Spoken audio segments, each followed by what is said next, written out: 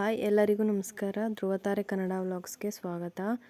ಇವತ್ತು ನಾನು ಒಂದು ಚಿಕನ್ ಬಿರಿಯಾನಿ ರೆಸಿಪಿನ ತೋರಿಸ್ತಾ ಇದ್ದೀನಿ. ಯಾವುದೇ ರೀತಿ ಮಸಾಲ ಪೌಡರ್ಗಳನ್ನು ಬಳಸೋ ಅವಶ್ಯಕತೆ ಇಲ್ಲ, ಸಿಂಪಲ್ಲಾಗಿ ಮಾಡ್ಕೋಬೋದು. ಮೊದಲು ಒಂದು ಪ್ಯಾನ್ ಬಿಸಿ ಮಾಡಿಕೊಂಡು ಅದರಲ್ಲಿ ಬಡೆ ಜೀರಿಗೆ ಹಾಗೆ ಕಾಳುಮೆಣಸು, ಲವಂಗ, ಚಕ್ಕೆ, ಏಲಕ್ಕಿ, ಕಲ್ಲು ಹೂವು, ಸ್ವಲ್ಪ ಗಸಗಸೆ ಎಲ್ಲ ಹಾಕಿ ಡ್ರೈ ರೋಸ್ಟ್ ಮಾಡ್ಕೋಬೇಕು. ನಂತರ ಇದಕ್ಕೆ ಒಂದು 4 ಸ್ಪೂನ್ ಆಗುವಷ್ಟು ಧನಿಯಾ ಕಾಳನ್ನು ಹಾಕ್ಕೋಬೇಕು.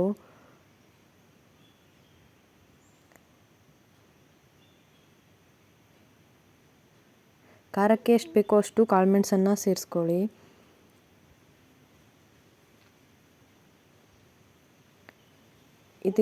ಎಲ್ಲನೂ ಡ್ರೈ ರೋಸ್ಟ್ ಮಾಡಿಕೊಂಡು ಇದನ್ನು ಪೌಡರ್ ಮಾಡ್ಕೋಬೇಕು. ನಂತರ ಅದೇ ಪ್ಯಾನ್ಗೆ 3 ರಿಂದ 4 ಸ್ಪೂನ್ ಎಣ್ಣೆನ ಹಾಕ್ಕೊಂಡು ಅದಕ್ಕೆ 2 ಇಂಚ್ ಆಗುವಷ್ಟು ಶುಂಠಿ, ಹಾಗೆಯೇ 7 ರಿಂದ 8 ಬೆಳ್ಳುಳ್ಳಿ ಹೆಸಳು, ಖಾರಕ್ಕೆ ನೋಡಿ ಹಸಿಮೆಣಸು, ನಾನಿಲ್ಲಿ 2 ಹಸಿಮೆಣಸನ್ನು ಯೂಸ್ ಮಾಡ್ತಿದ್ದೀನಿ. ಹಾಗೆಯೇ ಒಂದು ದೊಡ್ಡ ಸೈಜ್ದು ಈರುಳ್ಳಿನ ಕಟ್ ಮಾಡಿ ಹಾಕೋಬೇಕು. ಅದನ್ನು ಫ್ರೈ ಮಾಡ್ಕೋಬೇಕು.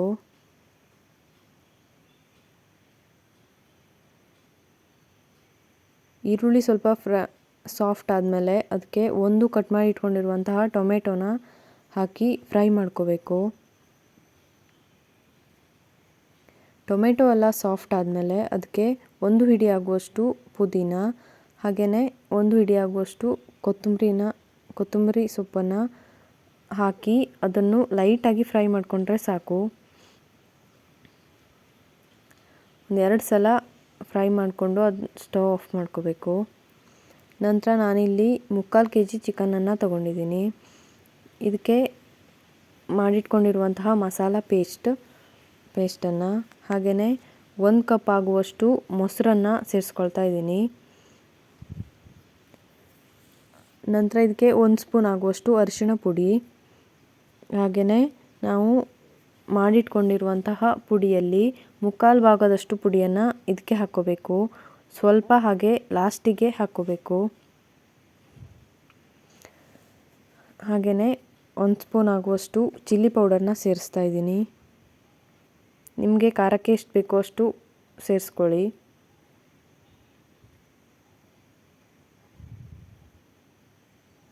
ಇದೆಲ್ಲನೂ ಮಿಕ್ಸ್ ಮಾಡಿ ಅದಕ್ಕೆ 1 ಸ್ಪೂನ್ ಆಗುವಷ್ಟು ಉಪ್ಪನ್ನು ಸೇರಿಸ್ಕೊಂಡು ಅದನ್ನು ಮಿಕ್ಸ್ ಮಾಡಿ ಮ್ಯಾರಿನೇಟ್ ಆಗೋಕ್ಕೆ ಒಂದು 2 ರಿಂದ 3 ತಾಸುವರೆಗೂ ಬಿಡಬೇಕು. ಅದು ಎಷ್ಟು ಚೆನ್ನಾಗಿ ಮ್ಯಾರಿನೇಟ್ ಆಗುತ್ತೋ ಅಷ್ಟು ಟೇಸ್ಟ್ ಬರುತ್ತೆ. ಹಾಗೆಯೇ ಮೊಸರು ಹಾಕಿರೋದ್ರಿಂದ ಚಿಕನ್ ಕೂಡ ಸಾಫ್ಟ್ ಆಗುತ್ತೆ. ಹಾಗೆ ಒಂದು ಕುಕ್ಕರ್ಗೆ 7 ರಿಂದ 8 ಸ್ಪೂನ್ ಆಗುವಷ್ಟು ಎಣ್ಣೆನ ಹಾಕ್ಕೊಂಡು ಅದಕ್ಕೆ 1 ಸ್ಪೂನ್ ಆಗುವಷ್ಟು ತುಪ್ಪನ ಹಾಕ್ಕೋಬೇಕು. ನಂತರ ಅದು ಬಿಸಿ ಆದಮೇಲೆ 1 ಸ್ಪೂನ್ ಆಗುವಷ್ಟು ಕಸೂರಿ ಮೇಥಿನ ಅದಕ್ಕೆ ಹಾಕ್ಕೋಬೇಕು.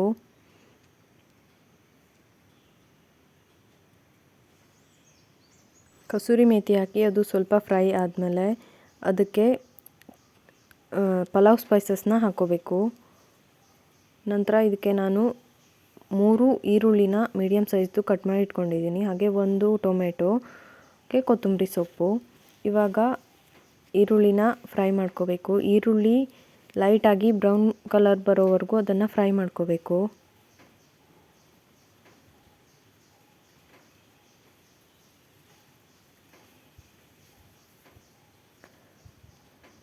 ಈರುಳ್ಳಿ ಕೂಡ ಚೆನ್ನಾಗಿ ಫ್ರೈ ಆದಷ್ಟು ಬಿರಿಯಾನಿ ಟೇಸ್ಟ್ ಬರುತ್ತೆ.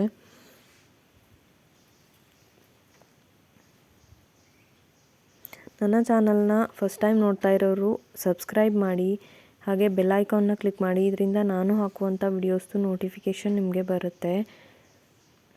ಇವಾಗ ಈರುಳ್ಳಿ ಫ್ರೈ ಆಗಿದೆ ಚೆನ್ನಾಗಿ. ಇವಾಗ ಮ್ಯಾರಿನೇಟ್ ಮಾಡೋಕೆ ಇಟ್ಕೊಂಡಿರೋ ಚಿಕನನ್ನು ಇದಕ್ಕೆ ಹಾಕ್ಕೊಳ್ಳೋಣ.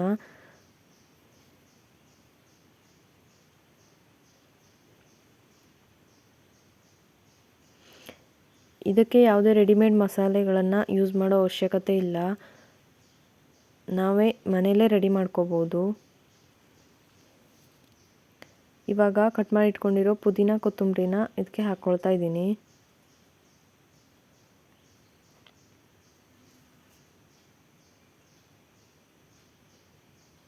ಹಾಗೆ ಟೊಮೆಟೊ ಕೂಡ ಹಾಕ್ಕೋಬೇಕು. ಇದೆಲ್ಲ ಚೆನ್ನಾಗಿ ಫ್ರೈ ಆಗೋಕ್ಕೆ ಸ್ಟಾರ್ಟ್ ಆದಮೇಲೆ ಒಂದು 10 ನಿಮಿಷ ಇದನ್ನು ಹಾಗೆ ಬಿಡಬೇಕು. ಚಿಕನ್ ಲೈಟಾಗಿ ಒಂದು 1/4 ಭಾಗದಷ್ಟು ಬೇಯಬೇಕು.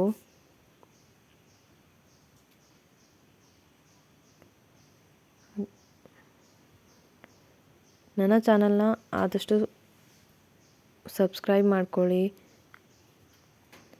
ಇವಾಗ ಇದಕ್ಕೆ ಅಕ್ಕಿಯ ಡಬಲ್ ನೀರನ್ನು ಹಾಕ್ಕೋಬೇಕು.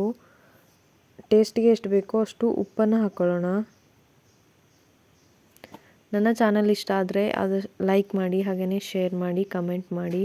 ಇವಾಗ ಎಕ್ಸ್ಟ್ರಾ ಇಟ್ಕೊಂಡಿರುವಂತಹ ಮಸಾಲೆನ ಇದಕ್ಕೆ ಹಾಕ್ಕೊಳ್ಳೋಣ. ಹಾಗೆ ನಾನಿಲ್ಲಿ ಸಣ್ಣಕ್ಕಿ ಎಲೆನ ಹಾಕ್ತಾಯಿದ್ದೀನಿ.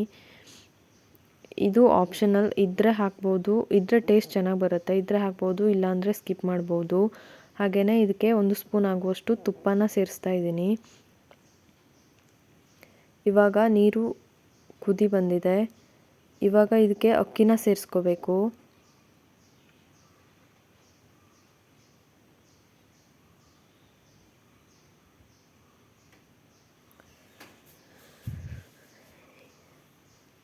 ಎರಡು ವಿಸಿಲ್ ಕೂಗಿಸ್ಕೊಂಡ್ರೆ ಇದು ರೆಡಿ ಆಗುತ್ತೆ. ಸಖತ್ತಾಗಿರುತ್ತೆ ಟೇಸ್ಟ್ ಅಂತೂ ಬಿರಿಯಾನಿ.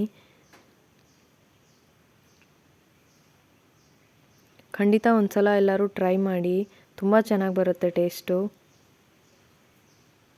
ಹಾಗೆ ನನ್ನ ಚಾನಲ್ನ ಸಬ್ಸ್ಕ್ರೈಬ್ ಮಾಡ್ಕೊಳ್ಳಿ. ಈ ರೆಸಿಪಿನ ಖಂಡಿತ ಒಂದ್ಸಲ ಟ್ರೈ ಮಾಡಿ.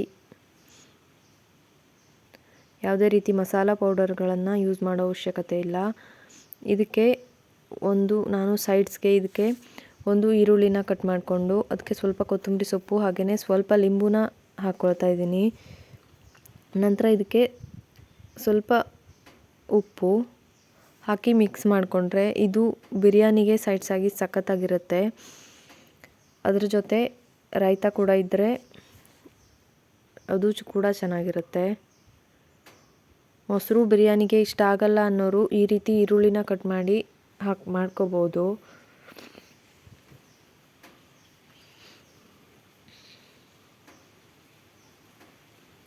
ಖಂಡಿತ ಎಲ್ಲರೂ ಒಂದ್ಸಲ ಟ್ರೈ ಮಾಡಿ.